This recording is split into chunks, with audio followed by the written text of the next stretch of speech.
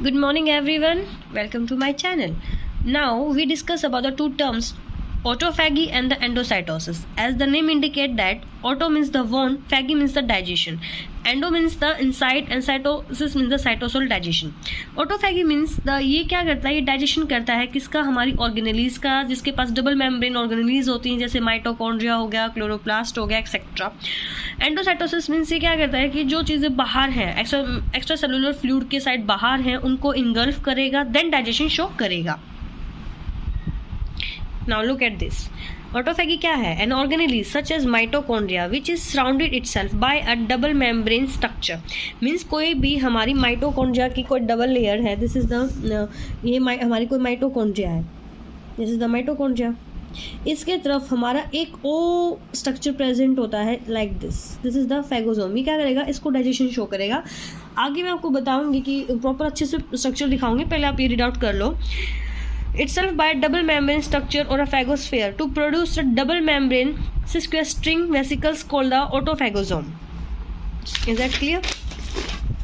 Look at this diagram. This is the nucleus, this is the ER, this is the mitochondria. Mitochondria, it is a double membrane. Can you tell me the another organelle which having a double membrane? Example such as chloroplast. This is the mitochondria. There is a double membrane structure which is present out the mitochondria, that is called the phagosphere. या इसे ही हम we call the autophagosome. Then इस autophagosome के साथ हमारा जो lysosome है वो अटैच हो जाएगा. सारे हाइड्रोलिटिक एंजाइम के अंदर आ जाएंगे इसके, और then degrade the mitochondria organelle is called the autolysosome. Autolysosome means when the autophagosomes attach with lysosome then called the autolysosome. Then उसके बाद जो डिग्रेड होगा, उसके बाद जो स्ट्रक्चर फॉर्म्ड होगा, उसके बाद जो स्ट्रक्चर बचेगा या बनेगा, this is the residual body. और एंडोसाइटोसिस के थ्रू प्रोसेस के थ्रू वो आउटसाइड द सेल कर देंगे. बट जो रिमेनिंग पोर्शन है, जो मतलब जो होता है ना कि जो बचा हुआ जो अनडाइजेस्टेड पार्ट है, उसे हम क्या बोल देंगे, lipofuscin pigment granules mainly. I hope you understand that 1 to 5% protein within liver cell are degrade per hour through this process. जब हम बहुत सारे प्रोटीन्स बनते रहते हैं, सेल्स ब्रेकडाउन होती रहती हैं, बनती रहते हैं, इस तरह से डिग्रेडेशन होता है. तो जो हमारा लीवर के अंदर जितना भी प्रोटीन होता है ना, वो इस प्रोसेस के थ्रू ही डिग्रेड होता है. After complex process of degradation then the body called the residual body. मैंने बताया था डिग्रेडेशन हो चुका है, उसके बाद उस बॉडी को आप रेजिडुअल बॉडी भी बोल सकते हैं. वो आउटसाइड द सेल भी जा सकती है, और मे बी है remaining portion is called the lipofuscin. Mainly वही बात मैंने यहाँ पे बोल रखी है. आपको इस टेबल को याद करना है, बहुत अच्छे से याद करना है. की पॉइंट्स हैं ये, बट उससे पहले आपको एक ही पॉइंट से पहले आपको ये वाला पोर्शन समझ में आना पड़ेगा, समझना चाहिए, जिससे ये साइकिल आपको कम्प्लीटली ये टेबल आपको अच्छे से याद हो जाए. Look at this. This is the ER. मैंने एक बात बताई थी कि आपको प्रीवियस वीडियो में भी, जब हम ER से गोल्गी की तरफ मूव करते हैं तो कॉप 2 आता है. जब गोल्गी से ER बैक फ्लो करते हैं कॉप 1 आता है. सिमिलरली ऐसे ही है, ये गोल्गी पोर्शन है, ये ER पोर्शन है. जब ER से जब हम गोल्गी की साइड मूव करते हैं then we call the COP 2. Then जब गोल्गी से बैक फ्लो करते हैं ER की तरफ तो वो कॉप 1 होता है, इंटरमीडिएट कंपार्टमेंट.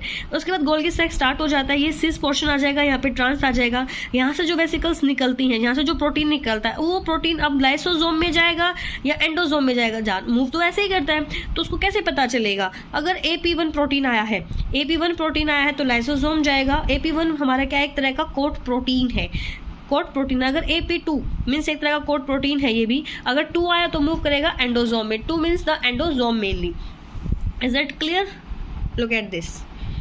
मैंने ऑलरेडी यहाँ पे लिखा हुआ है शॉर्ट फॉर्म में. गोल्गी से लाइसोसोम जाएगा, AP1 आता है, और एंडोसोम में जाएगा AP2 mainly. All are include in the clathrin protein. Look at this table now. मैंने अभी भी बताया था कैल्द्रीन प्रोटीन कहाँ प्रेजेंट होता है. जब हम लाइसोसोम्स को मूव जब हम गोल्गी से लाइसोसोम की तरफ मूव करते हैं तो एक कोटेड प्रोटीन आता है जिसका नाम क्या बताया था मैंने, कैल्द्रीन प्रोटीन. उसमें जो कोट प्रोटीन था वो AP1 है, ARF है मेनली. वो जब AR1 आता है तो ये मूव करता है हमारा लाइसोसोम की साइड. डेस्टिनेशन उसकी क्या है, लाइसोसोम. ओरिजिन वो कहाँ से बना है, अब हमें पता था गोल्गी से बना है, तो ट्रांस गोल्गी नेटवर्क से. कैल्द्रीन प्रोटीन है वही वेसिकल. AP2 है, कैल्द्रीन है, और इसमें AP2 कहाँ मूव करेगा, हमारा एंडोसोम की साइड. और इसका ओरिजिन का है हमारा प्लाज्मा मेम्ब्रेन. कॉप 1 मैंने ऑलरेडी बताया था, कॉप 1 है हमारा ARF है. कहाँ बना था कॉप 1 हमारा, गोल्गी ऑपरेटर्स पे मेनली.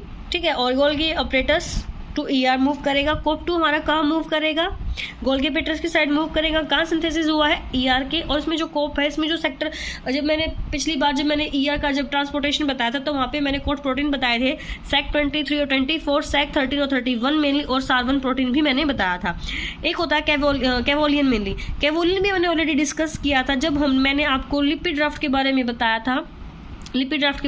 था, वहाँ पे कैवोलिन प्रेजेंट होता है। ये मतलब ये प्लाज्मा मेम्ब्रेन में ही प्रेजेंट होता है और में भी मूव करता है हमारा ER की side mainly. Now we discuss about the endocytosis. Endocytosis means चीज़ों को क्या करेंगे, फेगोसाइटोसिस करेंगे, सेल के अंदर इंगल्फ करेंगे, सेल्स को क्या करेंगे, इटन करेगी। Look at this is the plasma membrane. Outer side extra cellular fluid portion है, सेल के बाहर जो पोर्शन होता है उसमें एक्स्ट्रा सेलुलर फ्लूइड बोलते हैं, एक्स्ट्रा सेलुलर फ्लूइड बोलते हैं। उसमें जो पार्टिकल्स को हमने इंगल्फ करना होता है उसको इंगल्फ करेंगे वेसिकल की फॉर्म में और डाइग्रेट करेंगे। एंडोसाइटोसिस कैसे काम करता है, ये हमारा कोई एंडोसाइटोसिस है।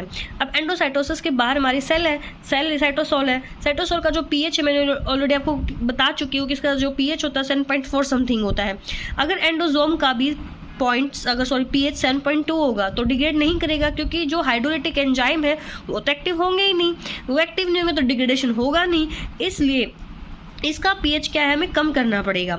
जो सब्सटेंस प्रेजेंट होते हैं जो अंदर जाएंगे सेल के, वो इस तरह से मूव करेंगे और मे बी क्या करेंगे, वो एंडोजोम फिर वो वेसिकल की फॉर्म में अरेंज हो जाएंगे। There is a difference in the pH in extracellular fluid cytoplasmic in endosome also. तो मैंने ऑलरेडी बताया है कि भी बाहर सेल के बाहर और एक ऑर्गेनेली के अंदर क्या होता है, पीएच में बहुत ज़्यादा डिफरेंस होता है। वो कैसे होता है, अब हम क्या करेंगे, अगर एंडोजोम साइटोप्लाज्म के पीएच पे रहेगा, मैंने पहले ही बताया अगर एंडोजोम और साइटोसोल का जो पीएच है वो सेम रहेगा तो डिग्रेडेशन नहीं होगा, डाइजेशन नहीं होगा।